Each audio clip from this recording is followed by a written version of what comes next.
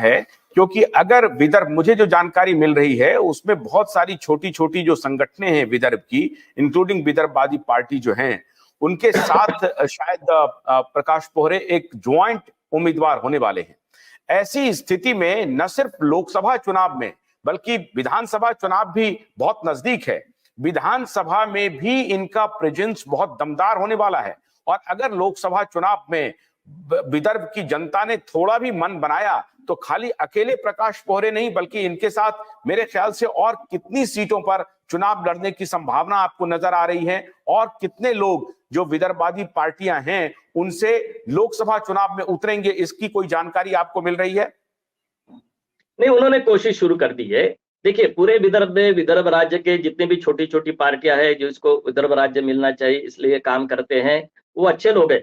वो अपने अपने तरफ से अपने अपने इलाके में अपनी मर्यादाओं में अपनी क्षमता के अनुसार वो काम करते रहते हैं। संसाधनों की बहुत कमी है, विशेषतः पैसों की बहुत कमी है।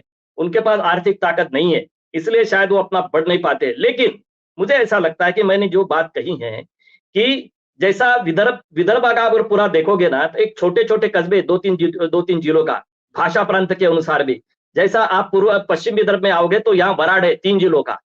बुल्ढाना थोड़ा सा ऊपर चले जाता है थोड़ा सा, लेकिन वो भी वराड में आ जाता है। वाशिम है, अकोला है, अमरावती है, बुल्ढाना है, ये छोटा सा इलाका। झाड़ी पट्टी का इलाका आप उधर पूर्व विदर्भ में चले जाओगे, कोष्टी लोगों का इलाका है।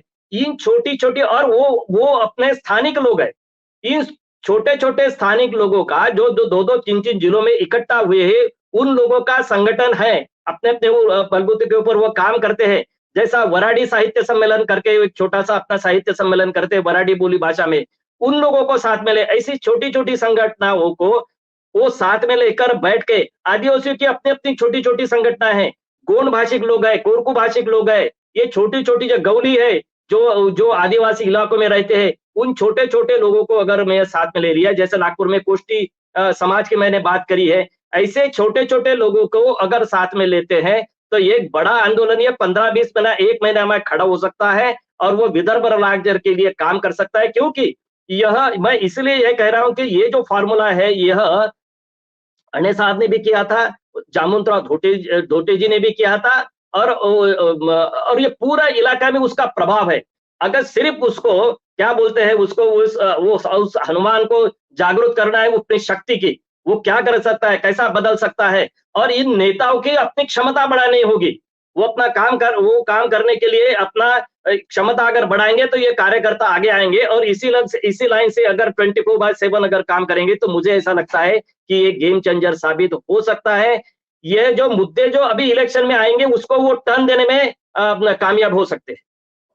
कांग्रेस पार्टी, भारतीय जनता पार्टी विदर्भ को लेकर के अपनी संवेदनशीलता कई बार चुनाव में दिखा चुकी है। कम से कम बीजेपी के 2 बड़े नेता नितिन गडकरी और देवेंद्र फडणवीस ने तो कहा था कि जब तक विदर्भ नहीं बनता है मैं शादी नहीं करूंगा, और उन्होंने शादी भी कर ली। उसी प्रकार से कुछ इस तरह के वायदे नितिन गडकरी साहब के थे। लेकिन सबसे इंपॉर्टेंट बात यह है सूर्यकांत जी कि अकोला में खुद प्रकाश पोहरे एक बहुत छुपे हुए नेता, छुपे हुए पर्सनैलिटी नहीं है।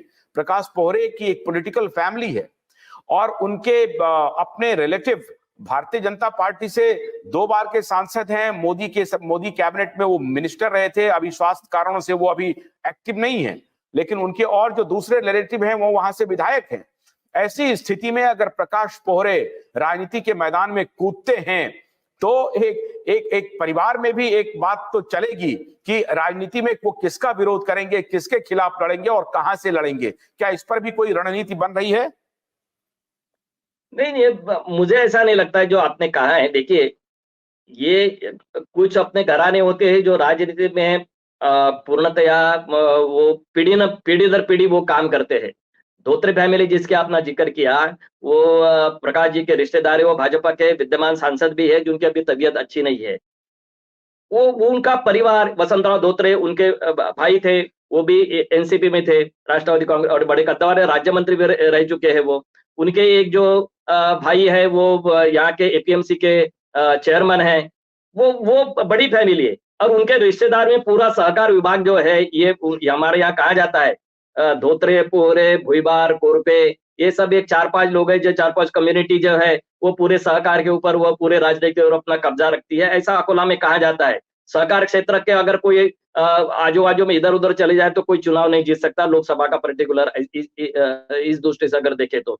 लेकिन मुझे ऐसा लगता है कि प्रकाश जी के अगर यहाँ का अगर उम्मीदवारी घोषित होती है, तो उसके अंदर कुटुंब का कोई ऐसा विषय होगा, ऐसा मुझे लगता नहीं, क्योंकि प्रकाश जी ने इस अपने आप को अपने परिवार और ये सब जो जिसको क्या कहते हैं, ऐसा अपने परिवार में आजू-बाजू में अपना काम सीमित नहीं रखा है। वो इससे परे है। वो जनता में काम करते हैं। वो इसलिए मैंने कहा ना कि वो मराठा समाज से आते हैं ज़रूर है, लेकिन उनकी अपनी पहुँच जो है वो मराठा समाज के साथ-साथ मराठा होने के बावजूद भी वो मराठा लीडर करके अपने आप स्वयं को घोषित करना उचित नहीं समझते। आज तक का मैंने उनका ट्रैक रिकॉर्ड देखा है। वो मराठा समाज की भी जो गलतियाँ हैं उसको उन्होंने बार-बार अपने प्रहार या स्तंभ लेखन में बार-बार जिक्र किया है। मराठा आरक्षण आंदोलन का प्रखरता से विरोध करने वाले वो एकमात्र थे। इस पूरे लिखान में अगर कोई मराठी समाज के हालांकि पत्रकार ने अपनी जाति का उल्लेख नहीं करना चाहिए, लेकिन वो बाय डिफॉल्ट वो आता ही है। उन्होंने जिस तरह से आरक्षण के लिए ये सब आंदोलन चल रहा है, उसका उन्होंने प्रखरता से विरोध किया है। उनका कहना ही था कि नौकरियां ही नहीं है, तो आप क्यों आंदोलन कर रहे हो? गन्ने की कड़ी बुनियाद, जिसे मराठी में खुड़किया और कुछ उत्तर भारत के क्षेत्रों में खुटकी भी कहा जाता है, उसे केवल भोलानाथ का 2-in-1 बैटरी ऑपरेटेड हार्वेस्टर कम ब्रश कटर आसानी से और बिना रुकावट के काट सकता है।